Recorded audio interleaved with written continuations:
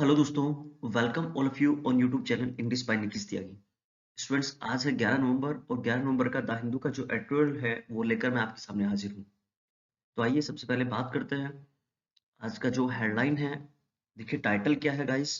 Title जो दिया है राइटर ने, road map. Actually road map से मतलब क्या है? आप और हम सब लोग जानते हैं कि भैया जो टैक्सेस हैं, टैक्सेस को लेकर जो टैक्स लगते हैं वो सेंटर और स्टेट दोनों के बीच में जो भैया उसका बंटवारा होता है। तो कहीं ना कहीं उसी रोड बम्प्स की बात कर रहा है। बम का मतलब होता है धोखा या टकराना। मतलब सेंटर और जो स्टेट्स हैं उनके बीच टैक्स को लेकर कहीं ना कहीं टकराव बना हुआ है कि कितना टैक्स हमारा होगा। और वैसे भी ये ज्यादा जो है ना, क्रिटिकल सिचुएशन जो है ड्यू टू कोरोना की वजह से ज्यादा हो गया है। क्योंकि भाई कोरोना में क्या हुआ है, स्टेट्स जो है वो अर्न नहीं कर पाए और इसमें सेंटर ने क्या कहा था कि भाई अगर आप लोग अर्न नहीं कर पाएंगे तो कुछ हम लोग हेल्प कर देंगे। तो कहीं ना कहीं उसी टकराव की वो बात करने वाला है। रोड बम्प्स, बम्प्स का मतलब क्या है? टकराना है भैया कहीं ना कहीं। ठीक है ना?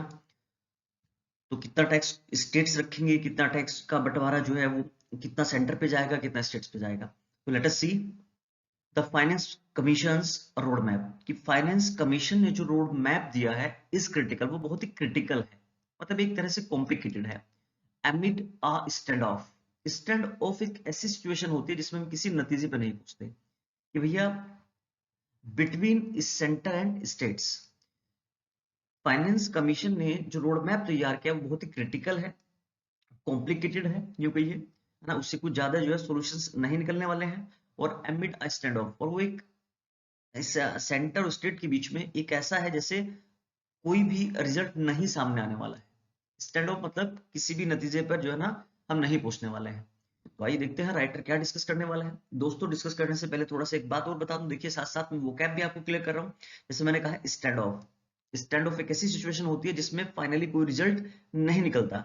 मतलब हम जहां पर थे वहीं पर रह जाते हैं, किसी नतीजे पर न पहुंचने की जो स्थिति है उसको स्टैंड ऑफ बोला जाता है।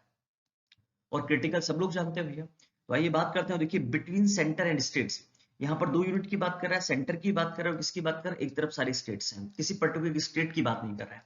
तो let us see on Monday. Monday को क्या हुआ? The 15th finance commission. अब देखो ये बात याद करने वाली है। ये जो फाइनेंस कमीशन है वो किस नंबर का है भैया? 15वें नंबर का है। सबमिटेड, उसने सबमिट की क्या? इट्स रिपोर्ट, अपनी रिपोर्ट उसने जो है ना, with recommendations of formula of sharing the divisible pool of tax revenues between the center and the states for the next 5 years to the president।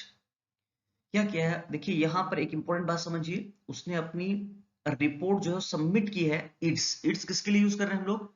Finance commission के लिए use कर रहे हैं, क्योंकि दैट इज ए बॉडी और इसमें mail भी है फीमेल भी है। और यहाँ पर एक यूनिट की तरह काम कर रहा है। तो अपनी एक रिपोर्ट इन्होंने क्या की है? सबमिट की है। इसके साथ जो उसकी सिफारिश, जो उसकी शर्तें थी, सिफारिश थी, जो भी है ना, रिकमेंडेशंस जो थी on the formula of sharing. भाई कैसे कैसे जो है ना स्टेट और सेंटर जो है ना टैक्स को शेयर करें। Sharing the divisible pool. Divisible pool का मतलब है, यहाँ पर पूल का मतलब कहीं ना कहीं साझा करने से मतलब है। ऑफ टैक्स रेवेन्यू, जो टैक्स का रेवेन्यू आ रहा है between the centre and states for the next 5 years। 5 सालों के लिए, अगले जो नेक्स्ट 5 साल आने वाले हैं, वो सेंटर और स्टेट के बीच में क्या, किस तरह वो डिविजिबल होना चाहिए, किस तरह वो डिवाइड होना चाहिए, कैसे उसको साझा करें अगले 5 सालों के लिए। फाइनेंस कमीशन ने ये रिपोर्ट किसको दी है भैया? प्रेसिडेंट को, आपके राष्ट्रपति को दे दी है, सौंप दी है, सबमिटेड कर दी है। द पैनल्स, पैनल्स का मतलब क्या बोल रहा है? देखिए यहाँ पर द इसलिए लगा रहे हैं हम लोग क्योंकि रीजन क्या है, पहले से I am talking about already. क्या? द 15th फाइनेंस कमीशन की मैं पहले से बात कर चुका हूं, तो उसी को रिप्रेजेंट कर रहा है द पैनल्स। पर क्या? Proposed fiscal road map. भाई वित्तीय से संबंधित जो है रोड मैप जो है प्रपोज किया है। और वो कब तक के लिए दिया है? रोड मैप जो है 2025-26 तक दिखेगा। अप टू, जो रोड मैप पैनल ने दिया है, जो फाइनेंस कमीशन के अंदर जितने भी लोग हैं, उन्होंने ये जो रोड मैप दिया है ना, पैसे को लेकर, फिस्कल को लेकर, ये 2025-26 तक है, देखिएगा। वहां तक चीजों को उन्होंने कंसिडर किया है। Will only come into the public domain. Public के लिए कब आएगा ये? Will only come into the public domain once once it is tabled. अब देखिए यहाँ टेबल्ड का मतलब है प्रस्तावित करना।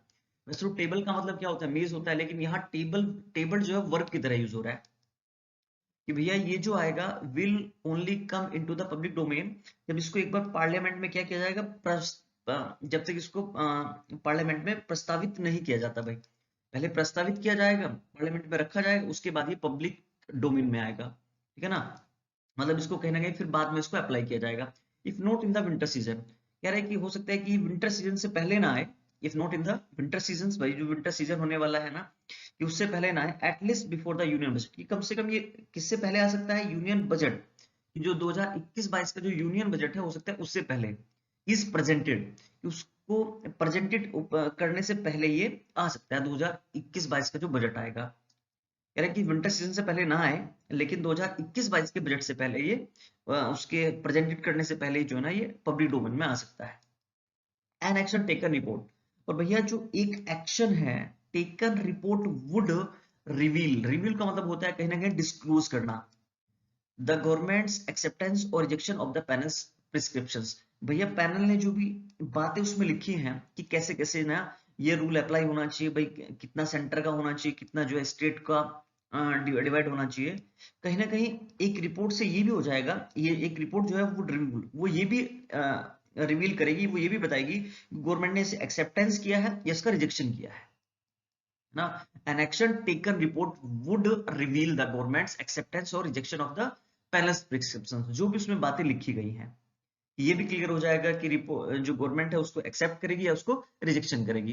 दोस्तों देखिए, अगर थोड़ा सा मैं अब ग्रामर की अगर मैं बात करता हूं तो यहां पर देखिएगा जरा, ये यहां पर पैसिवाइज है इज प्रेजेंटेड, अगर आप देख रहे हैं इसके साथ थर्ड फॉर्म है और इसके साथ थर्ड फॉर्म जो आता है वो पास्ट सॉरी प्रेजेंट इंडेफिनिट में आता है, ये आपका पैसिवाइज है।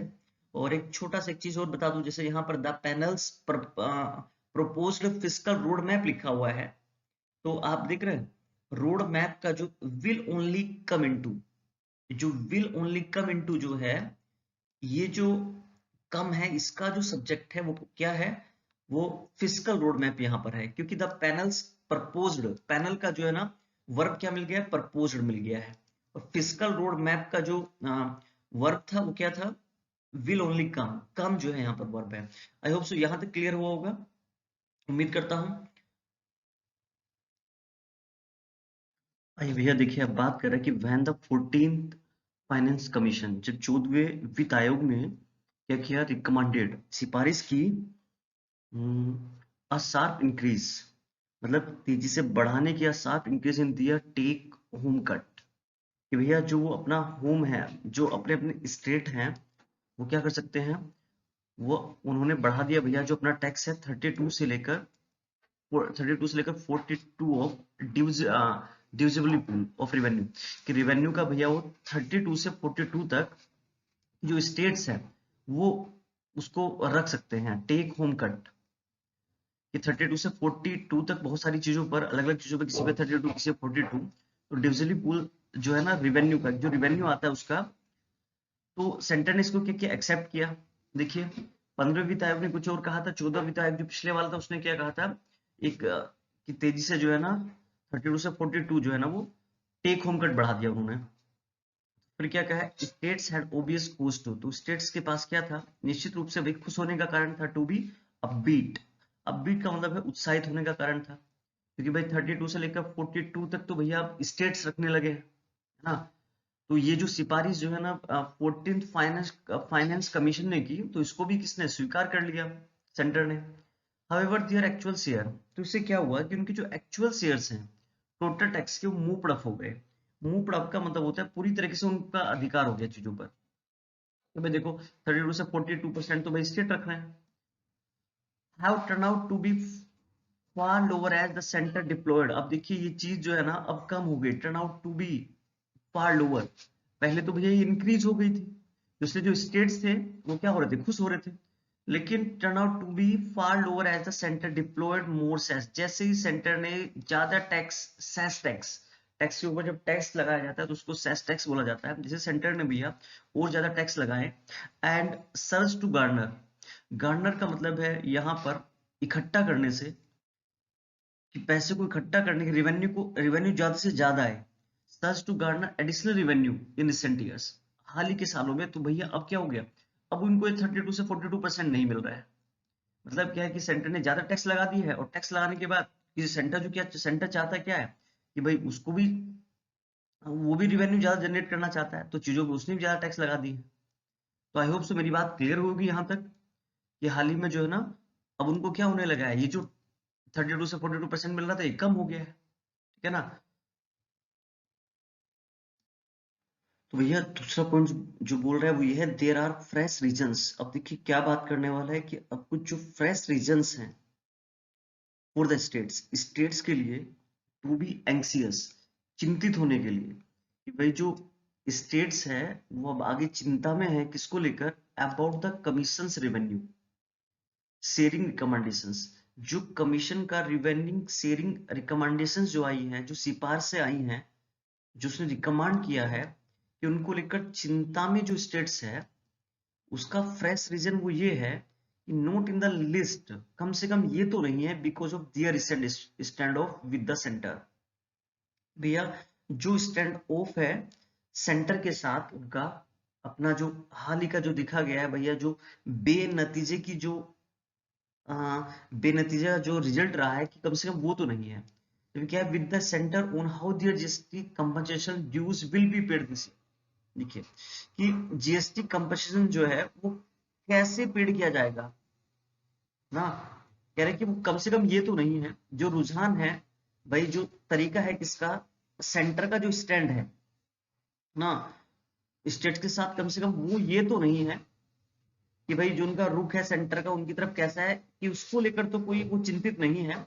जबकि क्या है कि with the centre on how GST compensation dues will be paid this year, मतलब कहीं ना कहीं वो चिंता को लेकर है कि जो जीएसटी कंपनसेशन है वो कैसे पेड किया जाएगा, है ना। और वाइल जबकि जो है 22 states have now come on board, but 22 states एक साथ आ गए हैं with a solution conjured up.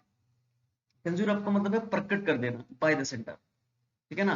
मतलब ये चीजें जो है ना सेंटर ने प्रकट की है कि भाई 2020 जो स्टूडेंट्स है ना वो अब एक बोर्ड पर आ गए हैं, मतलब सब लोग एक साथ सहमत हैं। There are still loose ends, जबकि अभी भी क्या बना हुआ है, एक लूज एंड्स बना हुआ है as more dues pile up over the next years, कि जो और ड्यूज हैं वो नेक्स्ट ईयर कैसे होंगे, ठीक है ना। भाई जीएसटी का कंपनसेशन कैसे होगा, और लॉकडाउन की वजह से सब लोग जानते हैं कितनी बुरी हालत रही है, कि there are still loose ends. Loose ends मतलब चीजें अभी आधी अधूरी है ना। जो बहुत सारी ड्यूज है वो पाइल अप है अभी, है ना, इकट्ठा करने के लिए, ठीक है ना। कैसे जो है ना ड्यूज नेक्स्ट ईयर, अगले 2 ईयर में वो पाइल अप होंगे। सेकंड द सेंटर है टास्क। सेकंड जो बात है देखो, एक तो लेकर जो स्टेट है वो इस चीज को चिंता है कि जीएसटी का, जीएसटी जो टैक्स है वो कैसे पेड किया जाएगा, है ना, जीएसटी कंपनसेशन कैसे पूरा होगा, सॉरी। और कोरोना की वजह से बहुत सारा लॉस ऑलरेडी हो चुका है। तो सेकंड द सेंटर है टास्क। सेकंड बात यह है कि सेंटर ने एक टास्क दिया था कमीशन को with assessing a few unusual ideas, कुछ असामान्य आइडियाज का आकलन करने का काम दिया था। इंक्लूडिंग, उसमें जो था including the creation of non lapsable fund, एक ऐसा फंड था जो डिफेंस के लिए क्या करें, क्रिएट करें, है ना। किसको भैया, सेंटर ने किसको काम दिया था, ये कमीशंस को दिया था।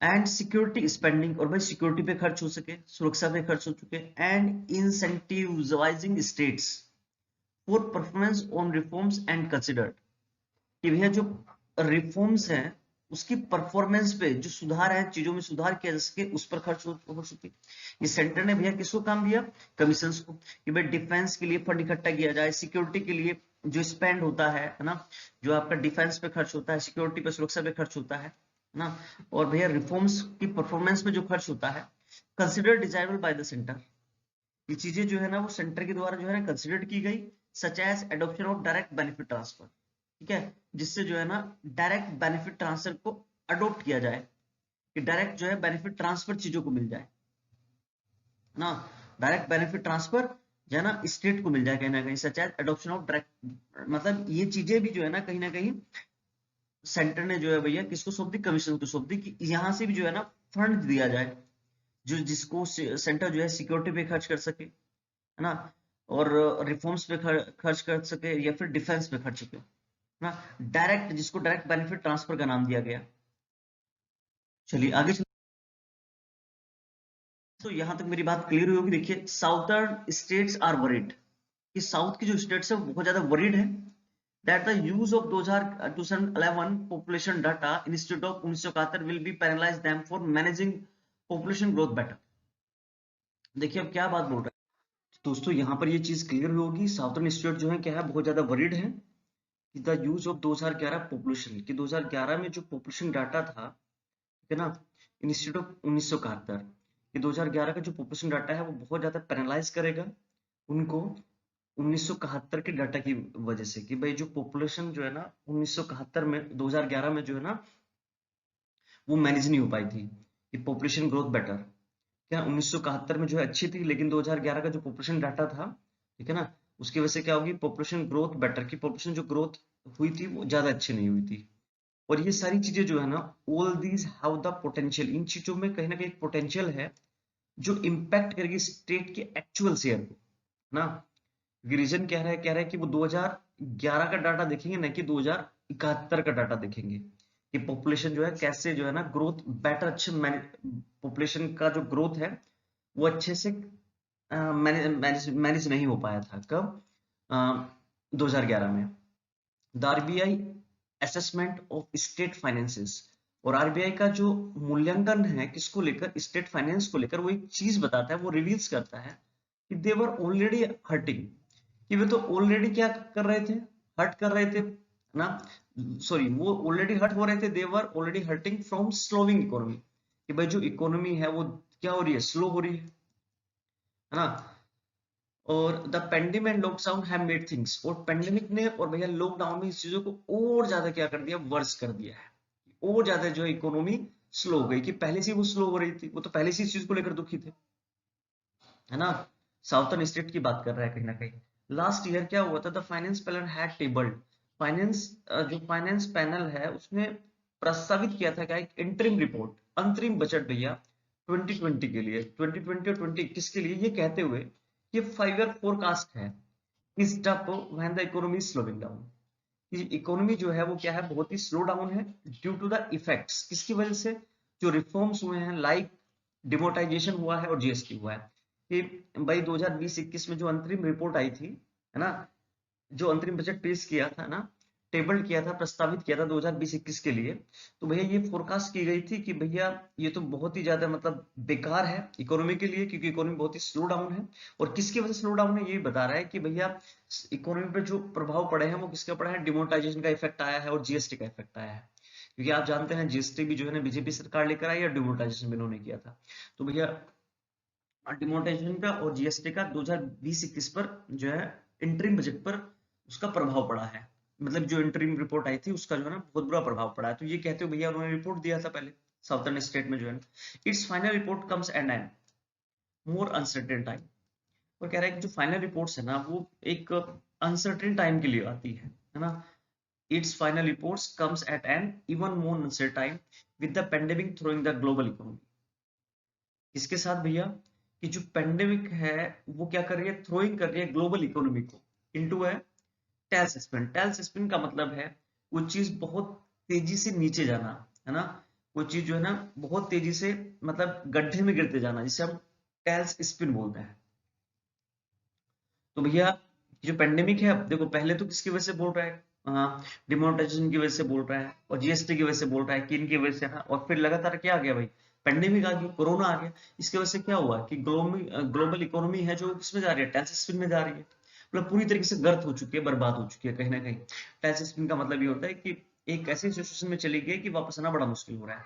तो आइए आगे बात करते हैं कि क्या है दोस्तों, देखो भाई क्या कह रहा है, that the panel has dedicated a volume entirely to states, और भैया जो कहीं ना कहीं जो पैनल बना है ना वो क्या है, वो पूरी तरीके से डेडिकेटेड है, मतलब पूरी तरीके से इस पैनल ने अ, अपनी पूरी वॉल्यूम दी है, कहीं ना कहीं पूरी तरीके से भैया सपोर्ट किया है स्टेट्स को, हैज डेडिकेटेड अब वॉल्यूम एंटायरली, पूरी तरीके से जो आवाज दी है वो, मतलब वो कहीं ना कहीं जो है पूरी तरीके से जो स्टेट्स को अपनी आवाज दी है कहीं ना कहीं उसके साथ खड़ा हुआ है, एनालाइजिंग करते हुए कि जो डेवलपमेंट है नीड्स ऑफ पीस, क्योंकि भाई डेवलपमेंट जो है ना उस डेवलपमेंट की जरूरत है वो हर स्टेट्स को नीड है, और ये जो चीज है दैट इज हर्टनिंग, ये चीज बड़ी खुश करने वाली है कि भाई ये जो पैनल है, पैनल ने ये डेडिकेटेड किया है कि भाई सारे स्टेट्स के लिए वो सपोर्टिव है, कहीं ना कहीं वॉल्यूम एंटायरली पूरी तरीके से आवाज दी है। द सेंटर कैन एली, और सेंटर ने क्या किया है कि एली स्टेट्स फियर, कि भाई स्टेट्स को जो फियर लग रहा है कि जीएसटी भाई कैसे जो है ना कैसे जो है ना टैक्स का आपस में बंटवारा होगा, है ना। स्टेट्स का तो फियर है फर्दर टैबलिंग, वो आगे भी क्या करें, टैबलिंग करेंगी, कहीं ना कहीं प्रस्तावित करेंगे रिपोर्ट को जल्दी ही, सो दैट ताकि जो किसी भी तरह की चिंताएं हैं can be debated and laid down to rest. जो कहीं जितनी भी तरह की जो चिंताएं हैं भैया उनको डिबेट किया जा सके, और जो बची कुछ जो है फिर योजना बनाई जा सके उनके लिए। स्टेट्स की जितनी भी चिंताएं हैं भाई, उनको लग रहा है कि जीएसटी जो है ना इतना नुकसान हुआ है कि जीएसटी हम लोग कैसे जीएसटी की भरपाई करेंगे, कैसे टैक्सेस जो है ना वसूले जाएंगे, कैसे सेंटर को टैक्स दिया जाएगा, कितना हिस्सा दिया जाएगा, क्या कितना पार्ट देना होगा। And states can also plan, और स्टेट क्या कर सके भाई, also plan upcoming budgets, upcoming जो आने वाला बजट है उसके लिए। देखो एक चीज स्टेट्स को ये भी दे दिया है कि जो आगे आने वाला प्लान है उसके लिए थोड़ी सी कम अनसर्टेनिटी के साथ अपकमिंग बजट के लिए वो प्लान भी बना सकते हैं कि भैया किस पर कितना टैक्स रखना है, बजट में किसको क्या देना है, किसको क्या नहीं देना है। ये भी कौन कर सकते हैं, ये भी स्टेट्स कर सकते हैं। बीइंग रिसेप्टिव, तो कहीं ना कहीं एक तरह से जो सेंटर है वो क्या हो रहा है, रिसेप्टिव हो रहा है किसके लिए, स्टेट्स के लिए। Concern can help force a fresh, और ये जो कंसर्न है वो एक हेल्प कर सकता है force a fresh cohesive federal compact. भैया कहीं ना कहीं ये जो कंसर्न्स है उससे एक हेल्प मिल सकती है कि चीजें फोर्ज हो सकती हैं, चीजें आगे बढ़ सकती हैं एक फ्रेश कोहेसिव फेडरल कॉम्पैक्ट में। मतलब एक संगठीय रूप में, एक समझौते के रूप में चीजें, जैसे स्टेट का और सेंटर का जो समझौता चल रहा है उस रूप में चीजें कोसिव हो सकती हैं। कोसिव का मतलब मैंने अभी बताया आप लोगों को, है ना। चीजें में बड़ी सहायक हो सकती हैं ना, सशक्त हो सकती हैं एक साथ जुड़ के। कोसिव का मतलब होता है सशक्त होना, मतलब एक तरह से कॉम्पैक्ट वाली फॉर्म में चल सकती हैं फॉर कमिंग ईयर्स, आगे आने वाले जो ईयर्स हैं। ये डबल इंजन की एक double engine that can hasten India's, और डबल इंजन की सरकार है, डबल इंजन समझ गया ना। जैसे डबल इंजन इंडिया के अंदर चलता है भाई, स्टेट के अपने टैक्स होते हैं, है ना, और सेंटर का भी टैक्स है। तो कहीं ना कहीं स्टेट भी टैक्स वसूलता है भैया, चीजों पर टैक्स लगते हैं, पता नहीं कहाँ कहाँ है ना, बहुत सारी चीजों पर टैक्स है ना। तो सेंटर का अपना हिस्सा होता है और स्टेट गवर्नमेंट का अपना हिस्सा होता है। जो डबल इंजन है दैट कैन हैस्टन इंडियाज, ये इंडिया को कहाँ ले जाएगी, एक हाई ग्रोथ में हैस्टन कर देगी। हैस्टन मतलब जल्दी से, वो जल्दी से कि इंडिया की जो ग्रोथ है वो हाई ग्रोथ हो जाएगी, मतलब इकोनॉमिक कंडीशन कहीं ना कहीं वापस हो जाएगी, वहीं वापस इकोनॉमी जो है वापस जो है तेजी से बढ़ने लगेगी। तो कहीं ना कहीं जो पैनल बनाया भैया वो भी एक अच्छे के लिए ही पैनल बनाया है, ताकि चीजें जो है ना, और दिल खुश करने वाला पैनल है। ऐसा पैराग्राफ कह रहा है कि भाई स्टेट को जिसने अपनी आवाज दी है, सपोर्ट किया है ना, और उनके डेवलपमेंट को कहीं ना कहीं एनालिसिस करके जो है ना चीजें जो है तैयार की है। I hope so guys clear हुआ होगा। देखिए फोर्स का मतलब मैंने बता दिया है, समझ में आ गया होगा। फोर्स का मतलब आगे बढ़ना होता है, अगर ग्रामर की मैं बात करूँ तो, और हेड के साथ डेडिकेटेड आया, that is very important. I hope so guys clear हुआ होगा। अगर भाई वीडियो अच्छा लगे तो प्लीज लाइक करें, शेयर करें और सब्सक्राइब करें। मिलते हैं नेक्स्ट वीडियो के साथ, तब तक के लिए टेक केयर, बाय बाय।